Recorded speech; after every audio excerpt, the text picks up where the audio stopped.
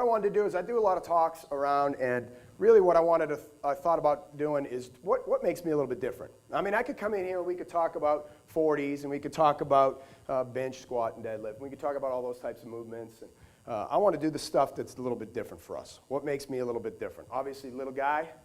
I'm a little bit different already beginning. I'm background as an athletic trainer. That makes me a little bit different as well. I think those differences are good, not just to be different, but to go ahead and make a difference in somebody's life. And that's really the goal of what we're trying to do. And that's what Freddie kind of shared with you a little bit.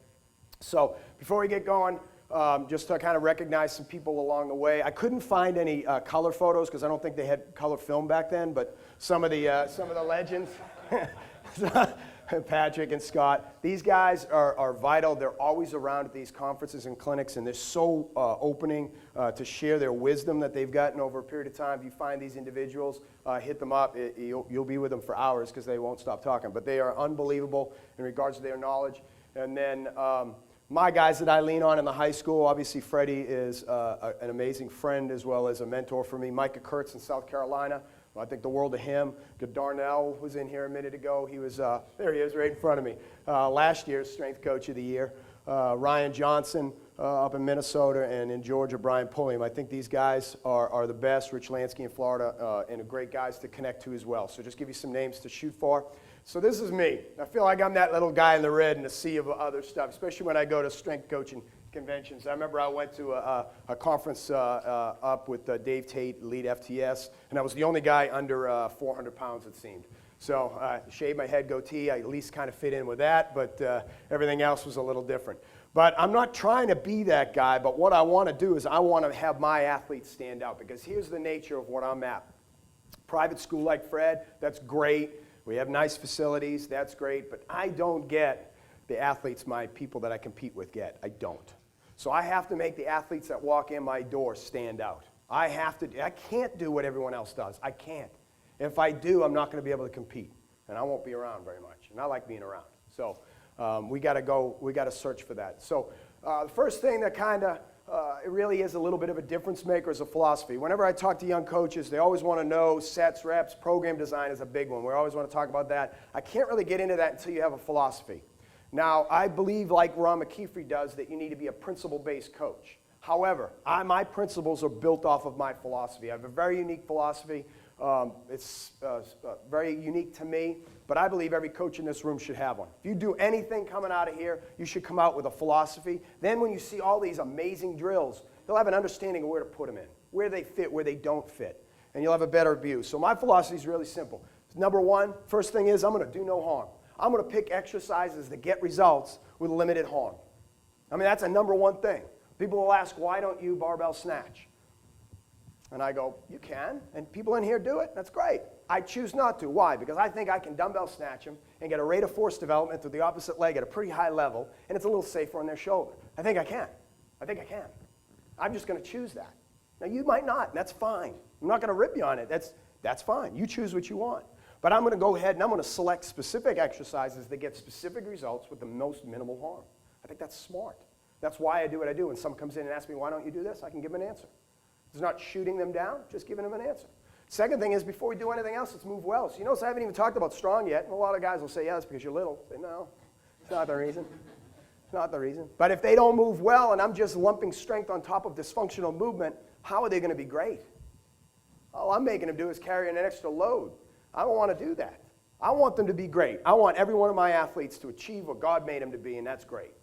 And I'm sold on that, and they know I'm sold on that. So we're going to move well, and I'm going to establish things that make them move well. And we'll worry about getting strong. Now, one of my pet peeves, it was a great question about outside sources. I used to be one of those outside sources guy. I owned a 52,000 square foot training center at one point in my life. I did that. And people came in to do speed training with me, and I took their money, and I kind of timed them, and I did all their stuff, and they didn't get any better. Why? Because I didn't care about how strong they got. Oh, we're going to work on speed without strength? It doesn't exist. It doesn't exist. We're just taking money from people. And that's why when they come, they say, oh, I did that speed stuff. Parents come to me all the time, oh, I did that speed stuff all the time. It doesn't work. Now, you did it in devoid of an environment that builds strength. So we do that. Now we're going to move fast. We're going to be ridiculously fast.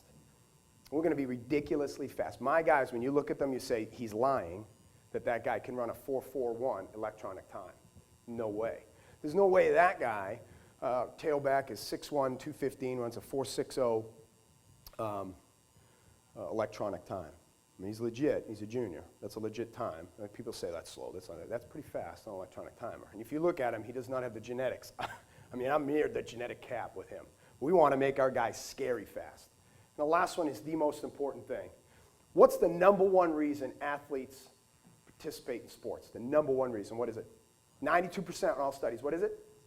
Dang fun. That's right. Why do I coach why I coach? Is it the hours? Is it the money? No. Is it my assistants? Oh, yeah, I don't have any. No, it's because it's flat fun. That's why. I don't want to do anything else. That's why you guys are in this room in the middle of the summer. Why would you travel to college? Because it's fun. This is fun. And then I would say we're great at programming. Everyone in this room is great at programming. Sets, reps, volume, intensities. We're great. Where's the fun programmed into your thing? When do you do it? Do you have it scheduled? Oh, yeah, squat's fun. Don't give me that. When are you programming it in? I had a great friend of mine, Jeremy Boone, call me out on it once at a national conference. Made me stand up. Room was like 700 people. He's like, where do you program fun in? I'm like, but he knew I was my friend. I didn't have an answer for him. Yeah, I went back and changed that. So we do that. Everything we do. I have kids sprint to our class. So if you come visit me, one of the things that we always do is I open up the door and you see when the class changes and they're sprinting with their book bags. And then most of the time the response from other coaches are like, what happens when they get late? Because you must hammer them. No, they want to be in that class. There's really no penalty. They don't believe me. They'll ask the kids, no, we just want to be here. Pretty cool. Hey, kids running to come work out with me? That's a good culture. All right, so you got to work on that. It didn't come right away. All right, so I'm going to try to give you 3 specific areas. Within that, some difference makers that go down the line. So some things that you can take back with you and actually apply. That's my goal. So we want to train smart. How do we train smart? Freddie, mentioned it a couple times. I'm going to kill him because he took half of my slides. So we're going to talk about movement efficiency, what that means. All right, everyone does these functional movement screens and movement corrective exercises. You're not going to hear me use the word corrective. I think I try to know my role. I'm not a physical therapist. I'm not about to tell you that I'm going to correct your movement because I'm not quite sure if that's not what it needs to be. I'm going to try to make you as efficient as possible. That's my goal. I think I can do that, and I think that's well within my scope and well within my role. Even though I'm an athletic trainer, that's well within my role. And so I don't use that word corrective a whole lot. I think sometimes we chase these asymmetries that maybe some of them need to exist. Maybe they do in what they do. Anyhow, movement efficiency, recovery and regeneration, the best thing I've ever done, I've only done it in the last 3, is do less. Yeah, do less.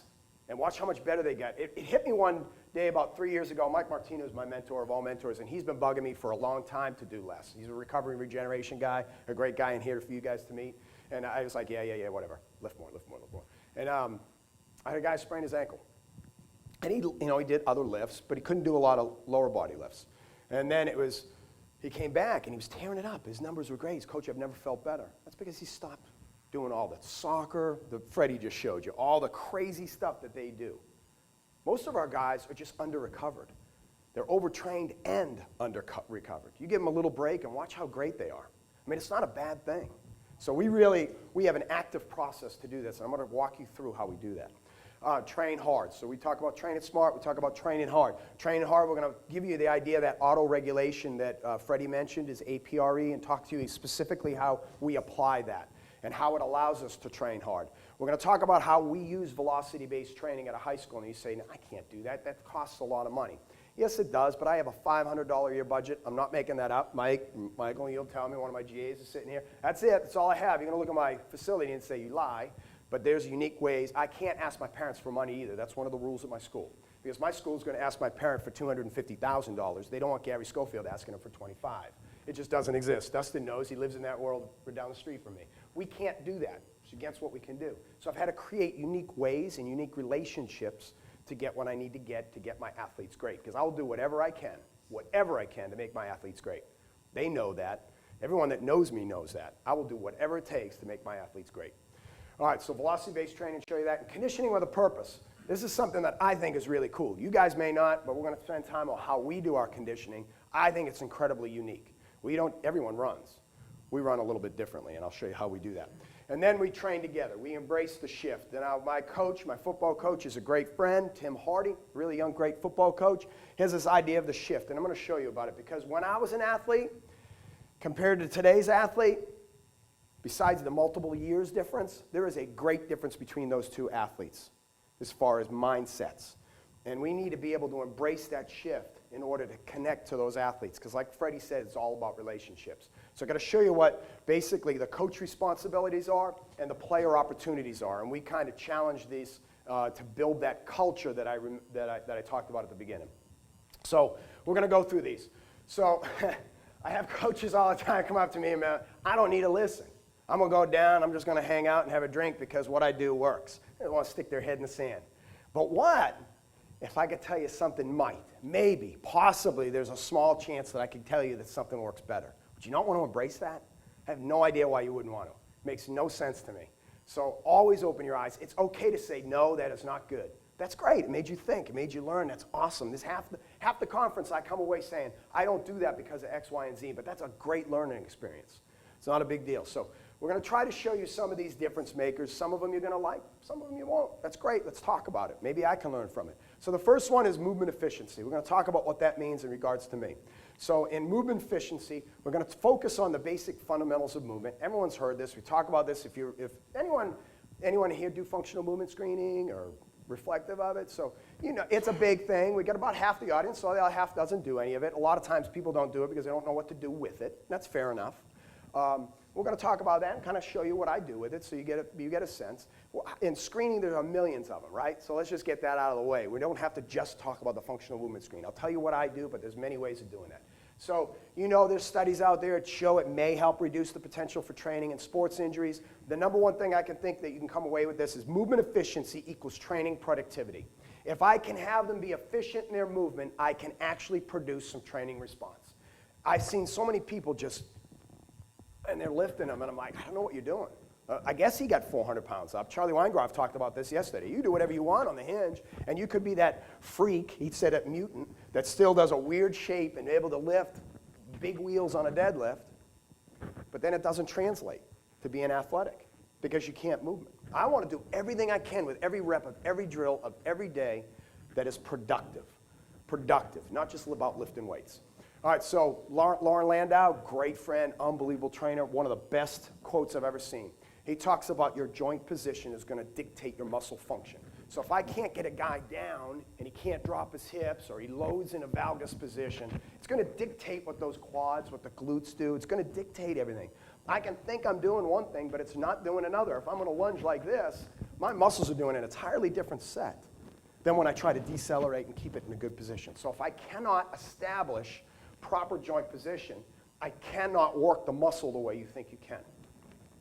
And I had a coach, after I did all this movement efficiency, come up to me, great coach, respected coach, and say, Coach, that's awesome stuff. I love that movement efficiency stuff. I don't have time for it. My answer is, I don't have time not to. I see 409 athletes a day. I have no assistants. Oh, excuse me. The girls' basketball coach, the football coach when he's not doing football, which, is never. Then the guys' basketball coach who, he doesn't know where the weight room is yet. So they're my assistants. I don't know that. I think they get paid to be my assistants. They're awesome friends. They're great people. They're not strength coaches. So I have 409 athletes a day. And that's not a ton. And we don't have a huge, we're a AA. We're a mid-sized school. So we're a AA school. We have 800 kids in our school. But the difference between a starter and a backup on my team is huge. If I lose a starter, I'm probably losing a game. We need to maintain what we have, all right, as long as we can have it. So this is real. I just don't have time not to do this stuff, guys. That's just the reality. I'd rather do time on this than worrying about what they squat, like a newsfeed. It's more important.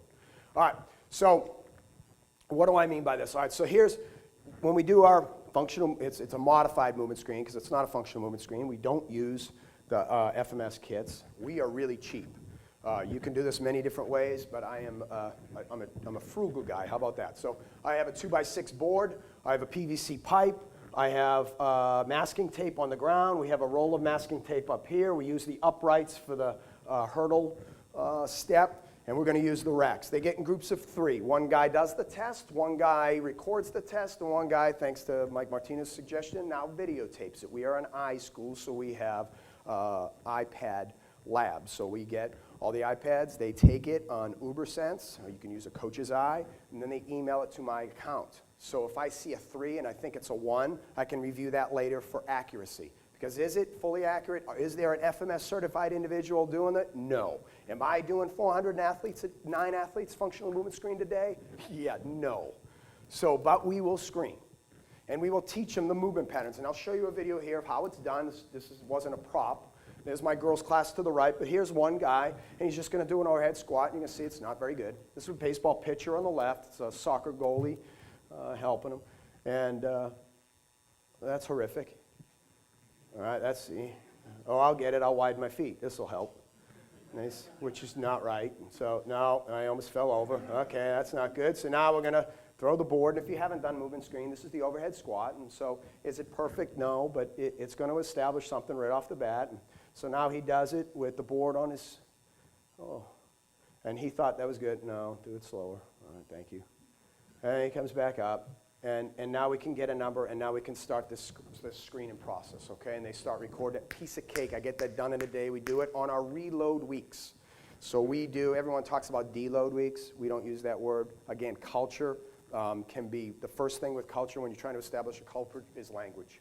Like the language you use in your weight room will dictate how you build your culture. We don't deload. I don't know what that means. It means I guess we're going to be easy. We reload.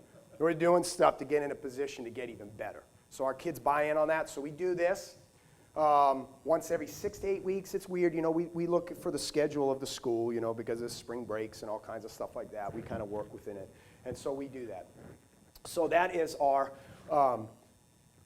overall movement screen. That would be, and those of us that are in the high school world, you know, educators like to use big terms to look like they're smart. That's our summative assessment. When I tell my administrators words like that, they get really happy with me because they like educational terms. It gets me things. It's one of those ways I can get stuff for my kids. So that's my summative assessment. It's like giving them a quiz or a test, right? After a big lesson plan. So we're doing that once every 6 to 8 weeks. Gives me a simple grading system to assess movement patterns.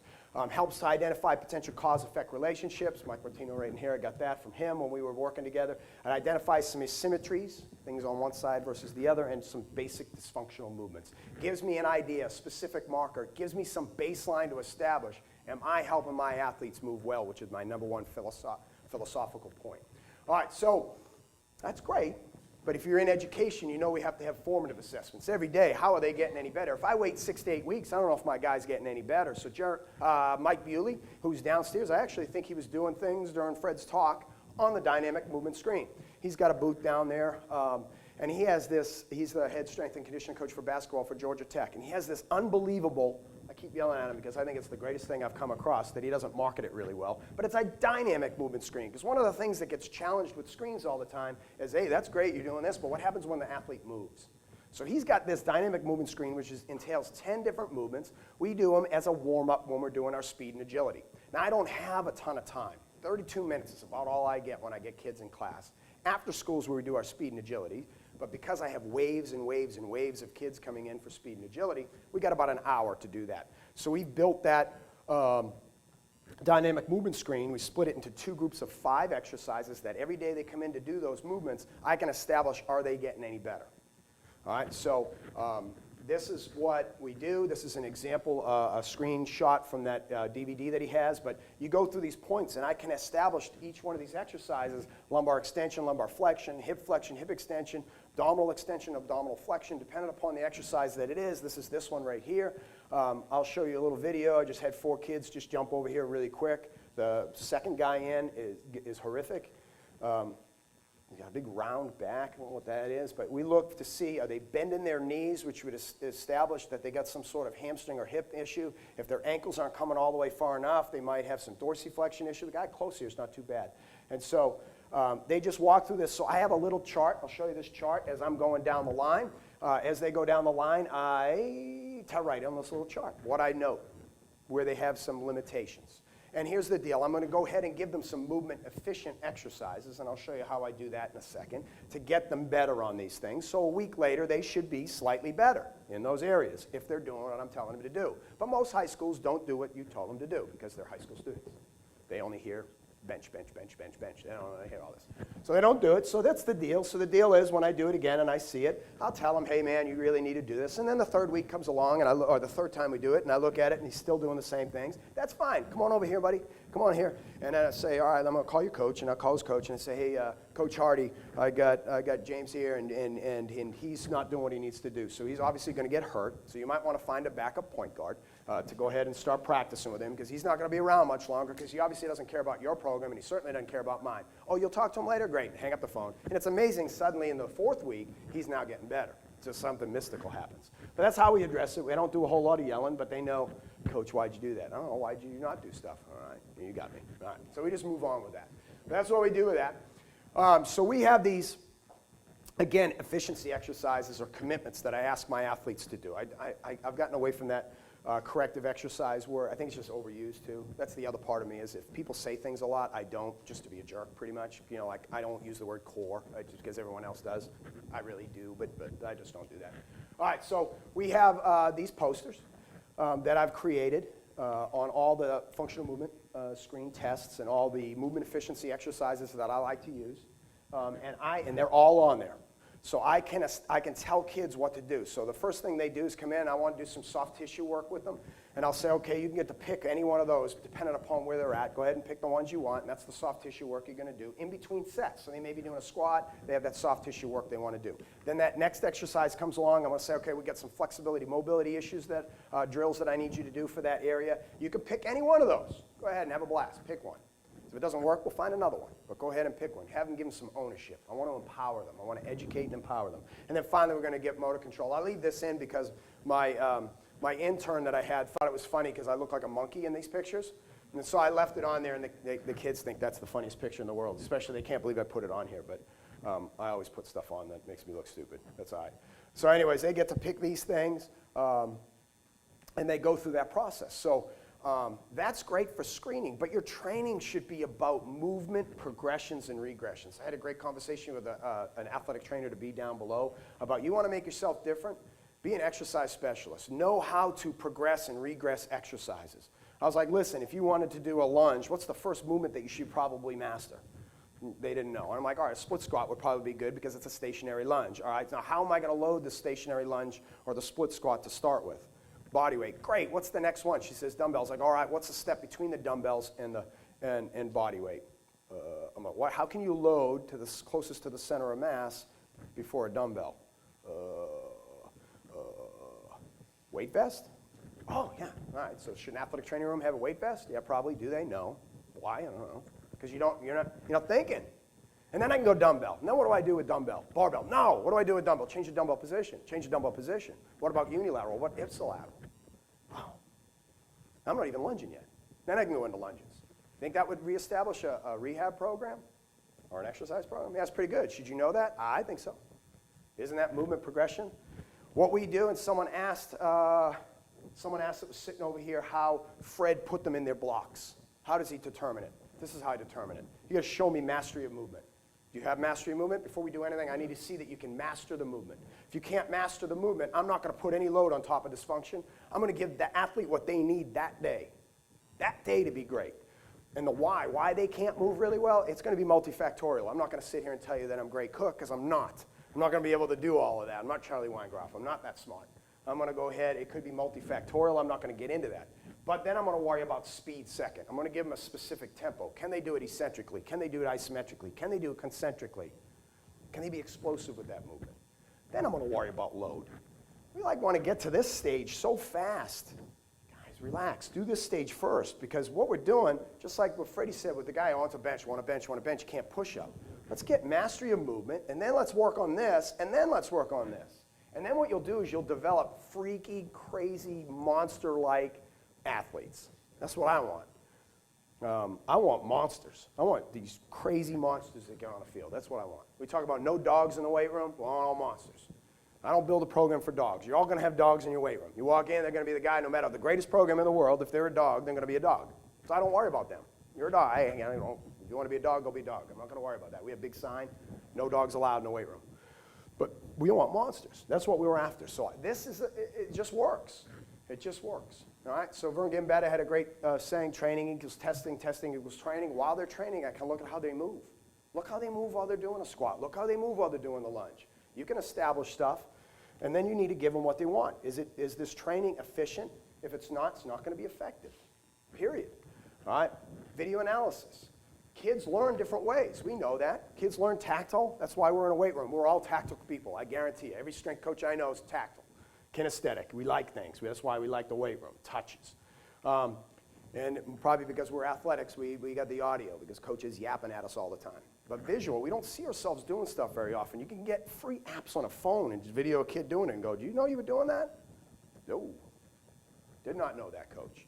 You can establish a different learning thing by just doing that. Your exercise selection, progressions, and regressions need to be specific, both for strength training and speed and agility. I'm going to show you a video here of how I do it. My exercise progressions and regressions, like I talked about with the lunge. I'm going to talk about that, how I do it in the strength training with the squat, and I'm going to show you how I do it with my speed and agility, specifically my agility thing. Because I think too often when we get into speed and agility, we start losing those progression ideas. We just think, hey, that's a cool drill, let's do that. Hey, that's a cool drill, let's do that. So we have a very specific progression, even with my agility, that allows me to put in certain specific exercises where they need to be.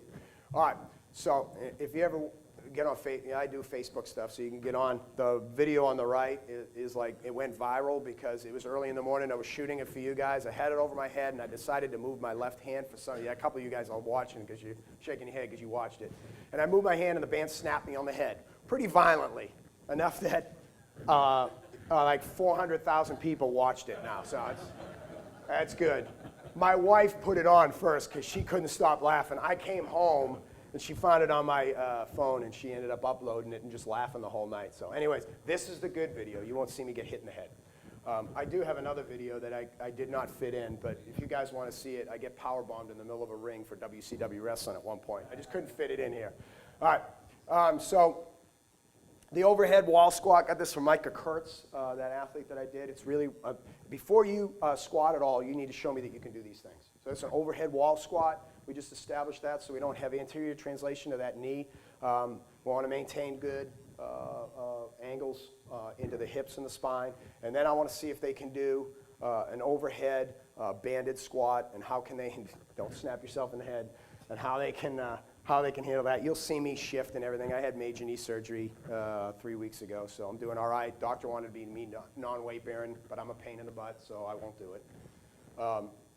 So can they do that? If they can't do those things, and you say, wow, that's pretty aggressive, coach. Yeah, that's great, but I'm not loading that until we get there. I'm not loading that. If they can't do those two things, they're not going to do a traditional squat, period. So what am I going to do with them? I have two tiers. I have a squat alternate program, and I have squat progressions. So if they can't do those first two things, they're up top. That's it. The football coach nearly dropped dead when I told him that. But then when my athlete, when he eventually got worked up to a front squat of 285. He's a front squat of 285, which, by the way, isn't a bad front squat. It's a little bit above parallel, and you'll see how we front squat. But 285, but he was going up against another lineman that is the state champion 525 back squat, and I watched it, so it's legit. And my coach was very angry at me. Mike Martino's laughing because it was a very stressful time for me, because he came in and ripped me pretty good. He said, hey, listen, if I lose a game, because we can't run a play because you're Mr. Fancy Pants with your squat progressions, and my guy's just not strong enough, I'm going to be a little bit angry. And I'm not losing my job because of you. I'll get a new strength coach. I mean, it was pretty intensive. And then we go out Friday night, and my guy pancakes that guy 13 times. We run for 374 yards, 285 inside the tackles. He comes back, and we win, big margin. He comes back, and there's a little note on my board when I came in. Sorry, won't talk about squats anymore. So we're okay. So you got to produce results. You can be very fancy in terminology, but I have to be effective too, right? My guys have to be able to do stuff. What happened?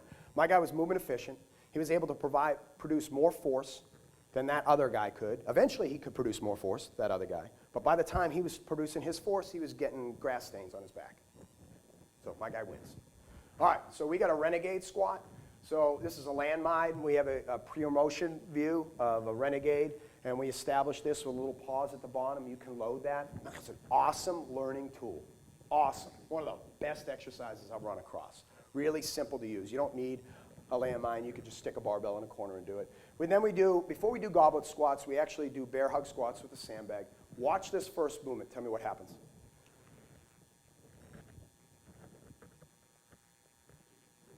He did not almost drop the bag. It looks like he dropped the bag, but something happened. What happened? And he fixes it on the second one. So what happened?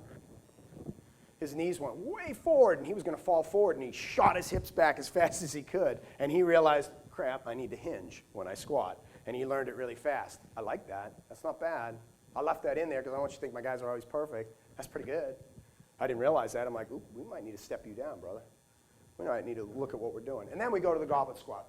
The goblet squat is awesome, but for young athletes, sometimes when you get really heavy, it starts leaning you forward, and you get all of a sudden other dysfunctional. So I need them to establish those first two before we get to that. Once they get to really doing some heavy goblet squats really well, I'm going to reestablish and see what they do on those first two movements, the wall and the overhead band, and usually, hey, they're doing great, and then we'll progress here. So we belt squat them first. This is a pit chart. We're getting more of these. I just have to find out unique funding ways to do it. I think I got a system. So we're a lot of our young athletes. I want to go ahead and get into the hip before I get into the spine. Just do. All right? I'm just kind of tired of dealing with spinal issues. So we're going to establish this. So when we want to introduce load, we're going to introduce it through the hip. Make sure that we're getting a good motion. And then we're going to go to a front squat and a back squat. We do squat above parallel. Here's a statement. When we go heavy, we're above parallel. Now, I'm going to anger a lot of people in here. That's okay, because I actually live on people getting angry. It's like breakfast for me, so that's okay. The reality, and Mike Martino is the one that kind of drove me thinking this way, but everyone wants to squat here, and I have no problem with that range of motion. I think that's fantastic. I think that's what you should be doing. Awesome. I don't think you should be doing that heavy, because here's the deal. I get a football player, whoever the strongest dude is in here, if he gets down in here, I could probably take 3 fingers and push you over. You are not overpowering doodle from that position. If you get in a position on the field like that, you're losing. It's not going to help you. So I'm going to get him into a functional position. Everyone hates that word, but I'm going to go ahead and slightly above parallel and drive out of there. Now here's the deal. You guys want to squat heavy down here, and my guys are squatting heavy here. Who's going to squat heavy more? Who's going to be able to squat more? My guy or your guy? My guy. So while you're busy going low, my guy's busy getting stronger in the area that he needs to be to put your guy on his back.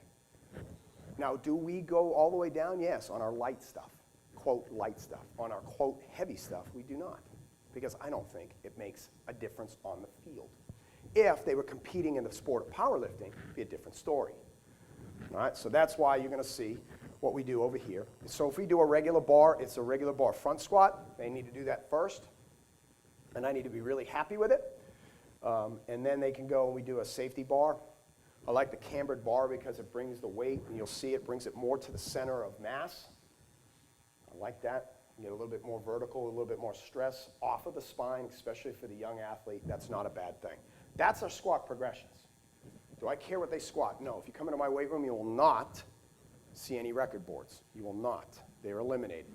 I could care less, because I'm going to have kids walk in and I can inject them with horse steroids for 3 months and they're still not going to squat 400 pounds. I'm going to have other guys that could walk in and eat a bag of Doritos and squat 400 pounds. Suddenly 400 is a meaningful number? I don't think so. What I want is you to get better. That's what I want. So we have a boxing bell in our room, and when you do something that you've never done, you ring the bell. Everyone celebrates. So if it's a kid lifting 95 pounds for the first time, the room erupts. The room better erupt. The room erupts. If it's a guy lifting 400 times, the room erupts. So the other day, that happened. We had a guy hit 400 on a bench for the first time. The first time I'm not a big bench guy, so obviously. So we had a guy hit 400. The room went crazy. And less than a minute later, we had a guy get 95. Equal room. Went crazy. The 95 kid, he rings the bell, and the room goes crazy. They're all slapping on the back. He had a bigger smile than the 400-pound guy. He puffed the chest, what little chest he had, I think his ribs. His ribs puffed out. But, man, that's culture, man. That's culture. We know every guy matters, because here's the deal. My backup guy might only have to play 5 plays, but he needs to give me everything he's got for 5 plays. And he knows that. He needs to know that matters. Cultural bits. Cultural bits. All right, so agility. I'm awful on time, so I'm going to have to fly on some of these things. Agility. This is my progressions. Every drill, I need to establish movement efficiency first before I do anything else. That's that Lauren Landau thing. I need to make sure they can get in joint positions before I can establish proper functional movement. Then I'm going to improve those basic movement skills. I'm going to do drills to provide specific force, and then I'm going to worry about force production, absorption, and redirection. All right, so this is a couple samples of it with the world's worst athlete. I'm going to go ahead and show you we do this little shift drill. And you're going to see me do it wrong. I'm rocking my ankles on purpose. I wish that thing I didn't put there so you can see the ankle rock. I want more of a pivot and turn like that. And then we're going to get in. I'm going to slow it motion down. What does that look like? Does that look like a 5-10-5 position? To me, it does. So if they can't do that in this drill, how am I testing them on the 5-10-5? Well, yeah, I see guys testing on 5-10-5, and the kid will go, and then turn around and run. And I'm like, well, of course he's not going to be good. He can't get into that position. He's doing what he needs to do to survive. I want my guys to do what they need to do to dominate, not to survive. So we go through stuff, and then we'll establish. You can see how this progression goes. We're producing some speed into the movement. Can you decelerate into that position with just one jump step? You can see me do all kinds of wrong things. And now we're going to go ahead and redirect. So we did absorb, and now we got redirect into that position. Simple. But now I have a reason to do the drills I was doing. And then we have other ones that go into that series. You're going to hear me yelling. So this guy, it's not what we're doing. There's no cuts in that. That's slow. We're working off of outside foot and inside foot cuts. So we do a little cone drill that I stole from Freddie. This is our inside version, which is slightly different than he does. And you're going to see our guys work on both. This is what it should look like, and I'm an old man. Just that redirection off that one. Extension plant, boom, redirect. I'm an old man with broken down knees. I should not look better than my athletes. Look how horrific these athletes are. Lacrosse. All right, ready, go. Good Lord. Just redirect. You got to get your feet onto you and redirect. Feet onto you and redirect. That's not too Feet bad. onto you and redirect. Watch this next guy. Good, Davis. Good. That's a weave. That's better, Lou. Till the end. I was talking about in the PT SIG the other day about we got a world. These guys do things with a lacrosse stick and ball. I don't know. I'm like, how do the ball move? I don't even know what they're doing. And they can't do that. How can you not do that? I guess they don't. We grew up, we didn't have video games, so we had to mimic stuff. I would watch Call Yastrzemski bat, and I'd go out in the backyard and move the ball and do it. Now they sit there and do it. Oh, Call Yastrzemski will download his character. They have no ability. They have no ability to mimic. It's like, man, what in the world? So we got to get down to some basics, man. We want to get to these third and fourth tiers. And I'm telling you right now, you really want to establish change. And that young man, if he's in that group about like the outside training group that asked you that question, you want to make an impact? You want to help me? Work on those things, because I don't have enough time to work on those things. You're an outside youth trainer and you want to make some money? I know a bunch of strength coaches in here. I'll almost pay you if you could get my athletes better like that. That's how you can build a relationship. That's a no-brainer. That's a business model that will work, and I can't get anyone in my state and my metro region to do it because everyone wants to do the cool stuff. Cool. That's cool. Get them to move well. Get them to move well. All right. Now I want them in this inside. This is an inside foot directive drill. Freddie and I were arguing about different movements and on the way down. We load them pretty heavily because this is a lateral run. I have a goal that I want my athletes to lateral run 85% of their 10-yard sprint on a 10-yard lateral run because I think it would be a little freaky if your athlete was running forward and my athlete was running sideways equal to him. That'd be a little disconcerting. So we want that kind of freaky thing. So we try to produce that. We actually have some guys that can do that right now. I thought it was a crazy number. I think we got our ability to lateral run and lateral move, so my linebackers are going to be a little frightening this year for some people because that running back that's going to sprint to the edge, he's going to look up, my guy's going to be going sideways. I think that's going to be funny. All right, so force production, we add in some bungee work for some force production, absorption, and redirection in multiple planes. Very short. We don't do things over a really long period of time because agility is based in very short steps, not very long steps. We don't do a ton of this stuff, but it's our fourth tier. So that's kind of the system that we use. So now when I come in here and I see drills that Lauren does or I see drills that other people are doing, I have an area to put them in, don't I? Like, hey, that's good. That fits in there. Hey, that's good. That fits in there. That's better than that one I was doing. That one's gone. That's good. Rather than just randomly doing them. And I think that's process. So recovery and regeneration, the next difference maker. Freddie talked about this, so I'm going to speed through this just a bit. But you don't get stronger, guys, from working out. We get stronger from the recovery times, right? Hours they're not with me. And if we're not monitoring what they're doing when they're not with me, then we're not really worried about their recovery. Peter Drucker has a great quote that says, what gets measured, it matters. What do most strength coaches do? They measure 40s, they measure bench, they measure squat, they measure hours of sleep. How many in here know exactly how many hours of sleep your athletes had last night? Raise your hand. Exactly. I can put up my laptop right now, and I challenge anyone, if you don't think I'm telling the truth, I can pull it up right now. And we have system that they have to enter that in. And I can tell you what every one of my 409 athletes said they slept the night before. Now, there is that little quote said. But I know it. I know it. They know they have to tell me it. So my athletes' sleep numbers were an average of about 5 before we did this. 5. So like the first month, I just had them write down on a piece of paper, and I wanted to see what they were average sleeping. It's now 8.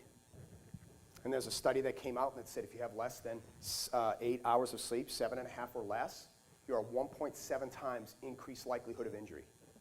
So you guys get hurt, my guys don't, just because they slept better? Yeah. And you're not monitoring that? Huh? Like that's the easy thing. It's an easy thing to do. Like you do that right off the bat. So you can do other crazy things too, but recovery and regeneration, number one best thing I've ever done. Number one best thing I've ever done. So we all know this whole overcompensation mode. We're going to stress them. They're going to recover. They're going to supercompensate. If we don't hit them with the appropriate load at the appropriate time, we don't get the right pattern. All right, so we know that. What are we trying to recover from? Again, I'm kind of going a little bit fast so I can get to a couple other things because they're going to yell at me in a bit. I got 10 minutes, which I have about 2 hours to tell you. All right. So fatigue, we got metabolic fatigue, neurological fatigue, psychological fatigue, environmental fatigue, and physical fatigue. That's what kills us. That's what makes us cowards right there, those things. So we want to kind of monitor and manage that. So monitoring, I have to identify the areas that I need to identify. What am I going to monitor? What is important for me to collect? And then I have to have a program to manage those things. So I have this idea that education has changed. When I grew up, education was I had to sit in front of someone to tell me something. And I had to buy a book that was probably 5 years old because by the time it's published, the information's 5 years old. You guys can pull stuff out of your pocket right now and watch conferences on your phone. So information is no longer about getting information. Education is no longer about getting information. Education is about learning what to do with information and connecting.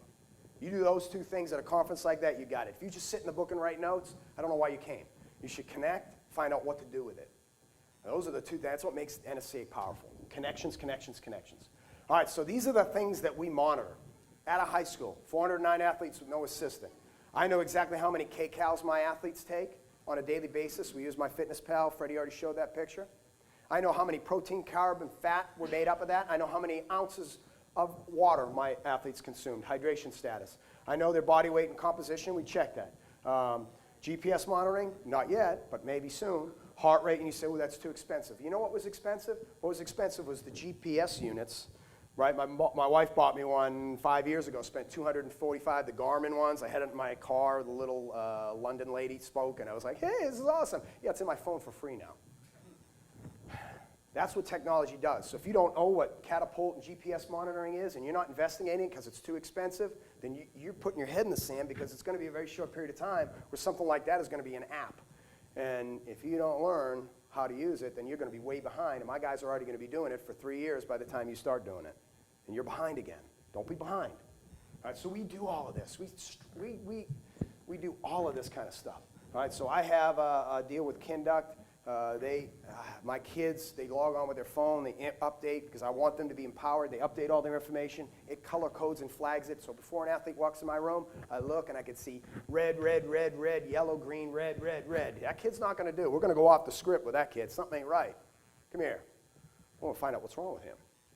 All right, green, green, green, green, green, green, green. We're going to go off the script with that guy too because we need to hammer him a little bit, depending upon what he's got going on. So we can do that. So then we have a whole program. I'd be glad to talk about this little difference maker with you at some other time.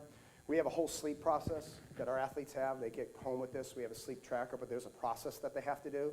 They have times where they have to get off their electronic devices before bed. They have certain they have to darken the room.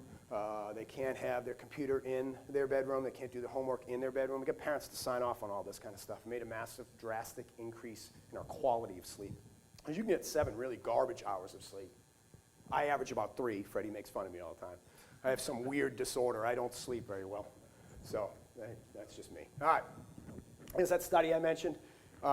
Again, pushing time here, training hard. Here's the deal. We all want to train our athletes hard, all of them. My football coach is notorious, like, man, we need to just hammer them. That's training them hard. And then the next day, hammer them. Well, if their tank isn't full, can I hammer them? Go do that with your car. We're going to hammer my car on an empty tank. Really? Let's take the oil out. We're going to hammer the car. No. Yeah, that's stupid. So I have to make sure they're here before I hammer them, but I want to. So we auto-regulate. And really quick, when we talk about auto-regulation, I think this is a great slide, because here's the deal. Almost all coaches are just with this. Like what we see with our athletes is based upon whatever testing we saw before. Now the metrics, all that weird stuff I just said we do, sleep and nutrition and stuff, that's including that. And even with all that weird stuff, I'm still only here because I don't know how their relationship with mom and dad. What if his mom and dad, what if I have RJ comes into my weight room, his mom and dad's getting a divorce, he hates his brother, he's got no friends, his enemy is now dating his former girlfriend, he's got 3 tests, he thinks he failed the math test, he needs to stay eligible to play football, it's hot, and he's got some allergy thing, he's got a heat rash going on, he's starting to get, I don't know any of this. And I'm going to hit him with 85%, and he's supposed to get 4 to 6 reps. Is that 85%? No. That might as well be 185%. Or RJ comes in, mom and dad just bought him a new car for no reason, which happens at my school. And then, his brother and sister, they gave him a birthday present. The girl that he liked forever winked at him. That's all it takes for my guys, by the way. It's just a wink. Now they're huge. They just aced the test that they thought they failed, and now they come in, and I'm going to hit them with 85, 4 to 6 reps. You think that 85 is 85? That might as well be 35. That's not 85 anymore. I need to go off the script. I need to auto-regulate so I can give them what they need that day to be a monster. That's what I need to do. So we go through that whole process. I'll be glad to share this with you. We do many different ways of doing it. This is Brian Mann did a study and showed you the APRA. This is the stuff that Freddie was talking about, 3, 6, 10 rep protocols. If you want to use percentages, you can use it. Mark Watts at Elite FTS did this awesome thing with your in-season athletes, how to do that with guys that play a lot, guys that play a little, and guys that hardly ever play. And so you can kind of use that. This is an awesome, awesome thing. It's in the slides. I'll share it with you later. And then velocity-based training is 5 minutes. Velocity-based training is another way to auto-regulate, so you can do many different ways, right? Gym Aware is probably the coolest one out there right now. When I was looking at getting it, it wasn't as friendly for large groups. It was very tap-centric, and I need info to go because I don't have any assistants, so we went with the Tendo unit, but things are progressing. I told you about technology. Bar Sensei's got something that goes on now for $400. And it kicks it out to the phone or the iPad. Whoa. And it's getting more friendly. It's not yet quite large group friendly, but they are working on that. It won't be long. It'll be $125 and you'll kick everything out. Like, oh. There's a vertical jump system downstairs. And I've already called me 3 times to work on how they could do large groups with that unit. $125. All right, so velocity-based training. So here's the deal. Velocity-based training, and we could go on and on and on. And I did a whole hour talk on this, so I can't do that. I got 3 minutes. And so it improves your specificity of training. My guys train in the zone they need to be in all the time. I'm not guessing. Brian Mann had a great quote, and he said, I'd rather be right than lucky. If you're hoping on luck, my guys are in the right zone. I hope no one does this, to be honest with you. Like Dustin back here, we compete with him, so I hope he doesn't do this. I don't want him to do this because I want my guys to win. I hope no one does what I do. But I'm not afraid to share it with you because I think it's cool. I think everyone should do it. You know what I mean by that. All right, so it increases competitive atmosphere, provides appropriate dosage and intensity, could safely predict 1 rep maxes. So we all know this force velocity curve with percentages, but it does exist with speeds, with velocities. Now you can do it with power numbers as well. A lot of the data that's out there is based on speeds. So if I want them to be in a strength zone, I need to work that bar in this range. And normally with my guys, it's 0.3 to 0.5 meters per second with a bench or a squat type movement. Now, do we do a clean in that zone? No! The clean is not a strength exercise. So all our cleans are above 1.35. They're either 1.35 or above 1.50, depending on the type of power I want. So we're way down this range. Way down this range.